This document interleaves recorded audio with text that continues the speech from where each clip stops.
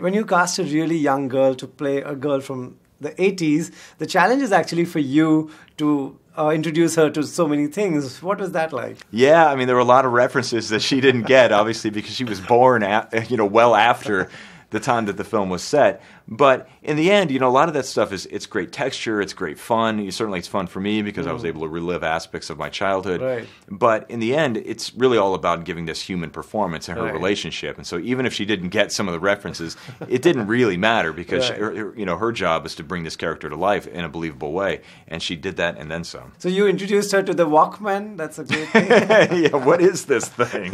Right. Right. How much of it, of Bumblebee, is actually made on the computer? It's entirely made in the computer. Yeah, I mean, we had little props, and we had like these foam things that we could interact with. There was this one foam hand that we'd use sometimes to, like, when they had to touch hands or something like that. But then that's all replaced with CGI. Right.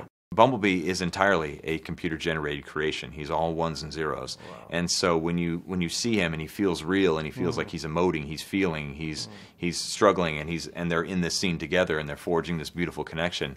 I think that really is a testament to the power and the ability of the animators to bring this character to life in a believable way. You completely believe he's real. Right. If I come on a set, say if I come to the garage where Bumblebee is parked, will I understand anything? What's happening? Nope. I mean, I knew, because of my animation background, I knew that we had this one character, the central character, who was going to be animated. And so I treated all the scenes that Bumblebee was in as if they were animated sequences. So I broke down the scripts just like I would if I was making an animated movie. Everything was storyboarded out. That way, all the members of the crew and all the actors, they could look at the storyboards and say, okay, this is what this shot is. This is what Bumblebee's doing. This is where he is. This is how he's feeling. And so at the very least, you could kind of have a sense in your head how it was going to play out, even though it was just thin air.